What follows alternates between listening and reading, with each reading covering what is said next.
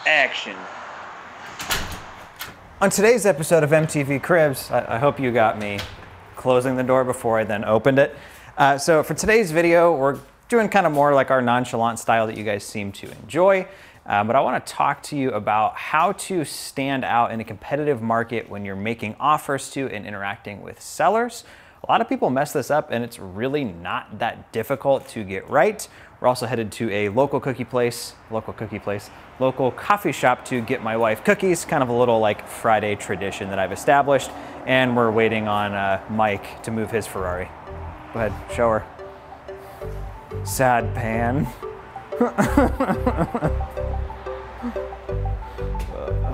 All right, let's go.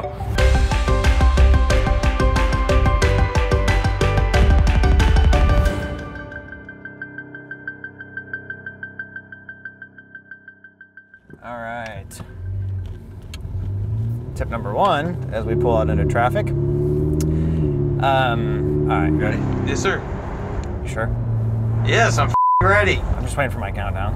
So the first thing you can do if you're meeting with homeowners to make them offers on their property is just like over communicate. If you have an appointment booked, I don't know about you, but anytime I've got like friends or family coming over, I'm kind of doing that like waiting for a package thing where I'm like peeking out the window to see if they're there yet. So if you've got an appointment, text them and let them know, hey, I'm on your way. I'm coming from this part of town. You know, GPS has me arriving right at blank. Meeting like a stranger at your house to make you a cash offer on something you might want to sell can be kind of like nerve-wracking, right? Like, am I going to get what I want out of this or no? You know, is this guy going to lowball me?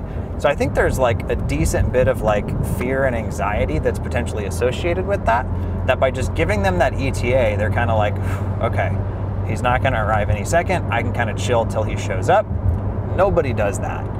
Some people might do like a reminder, you know, a couple hours before, hey, see you at noon, but letting them know you're on your way and when you're going to be there can be huge. These cookies are macarons, macaroons. I don't know how you pronounce that. Definitely not macarons. But in French, you would say macaron. Crap, I always go in, I'm like, let me get the macarons. They're probably like, great, the guy in the Ferrari that can't talk is here again. They're super, super good though. There was a place we were at in France, subtle flex, that had some really, really good ones, and these are some of the best ones we've been able to find here in Pensacola. So shout out to Craft Coffee, I think. I don't know what their tag is. If you're in Pensacola, go check them out for Macron Fridays. Okay, get out of the car. Can I wait for this person to leave? No, you got to do it in front of them. All right, guys. So the second tip that I've got for you, if you're trying to stand out amongst your competition, send every single seller you meet with a thank you card, and if you're feeling like extra generous, include like a $5 Starbucks gift card or something.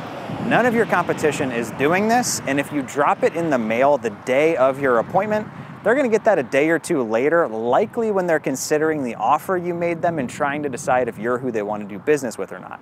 People are gonna sell to who they like. I guarantee you, if you've got competition on this deal, they're not letting them know that they were on their way, and they're definitely not paying for their next cup of coffee. Now where are you going? Oh, I'm going in to get cookies. Yeah, okay, bye. All right, I'll be right back. Can I get in the car at least and wait? I left it unlocked here. Did they have your thing? Bro, so this lady gets in there before me. Also, I'm gonna be like those people on social media that like, I'm wearing a mask while I'm talking outside so you know that I comply. Yeah. This lady walks in before me and is like, yeah, I'll just take all of those ones and all of those ones. And they sold out last time. And I'm like, lady, I will beat you. Like, come on. They had some in the back, so we're all good. But in French, you would say macaron. I feel like if driving a Ferrari around a small town doesn't draw enough attention, having your videographer in the passenger seat probably does. Yeah, but look at my camera. It's not that noticeable. Yeah, no, not at all. It's like, like, and here we go live with. All right, the third tip I've got for you is to just do whatever you say that it is that you're going to do. A lot of real estate investors will say like, hey, I'm gonna have you an offer within 24 hours or 48 hours. And we hear from sellers that we're meeting with all the time that the reason they chose to sell to us was because we got with them when we said we would. So if we say, hey, I'm gonna call you when I get back to the office with an offer, or if you tell them before the appointment, I'm gonna make you an offer on the spot, you need to do whatever it is that you're telling them you're gonna do. We've had sellers literally have one right now that a buddy of mine was late making an offer from when he said he was gonna make it. And the seller was like, yeah, he's 20 grand higher, but he couldn't even give me an offer when he said he was going to. So what makes me think he's gonna close when he says he is? So do what you say you're gonna do. That's your tip? Do what you say you're gonna do? Yep. How's the cookie? I didn't expect you to catch me. How do you freeze up on film with how many people you film? I didn't expect you to catch me doing this. Come on, there we go. It's actually very good. I didn't expect it to be like moist. When you look at them, I felt like it was going to be crunchy. But it's not. It's actually very like... Is that a good enough reason to use the word moist? Yeah, it's very like... I don't know. Wet. It's very wet, yeah. This last tip I've got for you guys is a little bit more ninja as far as making you stand out when you're talking to people. If you've done any like direct to seller marketing, you'll probably notice people get frustrated when they feel like you don't know what you're talking about. Like the old, you sent me a letter, you should know everything about the house, I don't have to give you the address. Like they haven't even given you a name, so we can't find them, right? This is one of those things that's gonna make you look more well-educated about the person's property than any other investor that you're literally competing with. All right, so here we are in PropStream, and I've just got some random absentee-owned properties pulled up here in PropStream. But if you click on one, they added this tab a little bit back called Linked Properties, that if you click on that, we can also see all of the other properties that they own.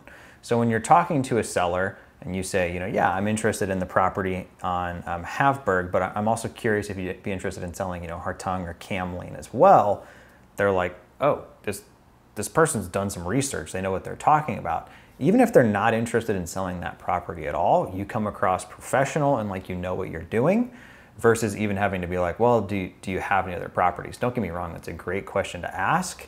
But when you already know the other properties they have, somebody says, yeah, I've got a couple I'd be interested in selling, and you can rattle off the addresses, they're gonna be impressed or creeped out, but it's a good feature. Now do something cool.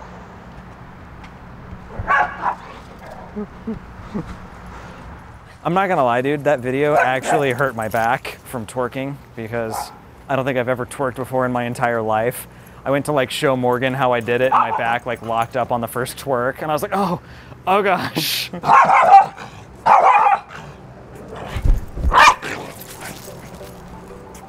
Thank you for taking the time to watch this video.